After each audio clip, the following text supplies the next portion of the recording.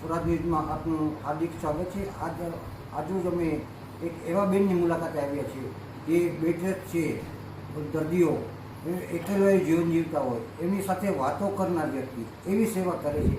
એમની સાથે આપણે મળી। બેન, આપનું નામ જણાવો। જી નમસ્તે, મારું નામ હિમાબેન રાજુભાઈ શાહ છે।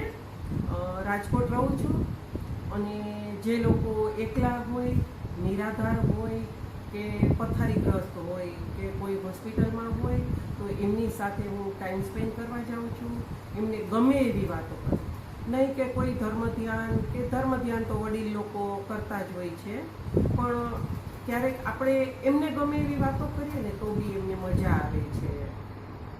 અને આપણે આજે જે પ્રેરણા મળી ક્યાંથી મળી એ જણાવો। જી, એમાં એવું છે ભાઈ કે 12-13 વર્ષ પહેલાં મારે એકવાર જોરદાર એક્સિડન્ટ થયેલું અને ત્યારે મારે 6 થી 8 મહિનાનો બેડ રેસ્ટ આવેલો।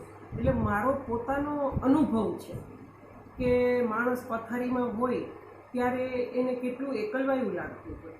આપણા ઘરના તો આપણી સેવા કરતા હોય, આપણી સાથે સારી રીતે રહેતા હોય, પણ આપણી એક દુનિયા સીમિત થઈ જાય। આપણે એ 4 લોકોને જ રોજ જોતા હોઈએ છીએ, એટલે ત્યારે કોઈ વ્યક્તિ આપણી પાસે આવે ને તો આપણને બહુ ગમે છે।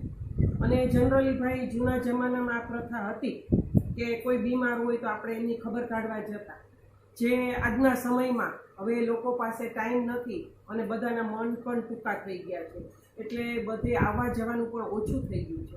પણ હું એક આ સંદેશો પહોંચાડવા માગું છું આપના માધ્યમથી કે તમારા લોકોના આજુબાજુમાં આપના સગાવાલા કે આપના વડીલો, કોઈ પણ ઘરમાં કોઈ પણ વડીલો હોય કે બીમાર હોય ને તો પ્લીઝ તમે લોકો થોડીવાર એમની પાસે બેસવા જાઓ, એમને સાંભળો, એમને પણ ખૂબ મજા આવશે અને આપણને પણ એક અલગ જ જાતનો આનંદ આવશે। નમસ્તે।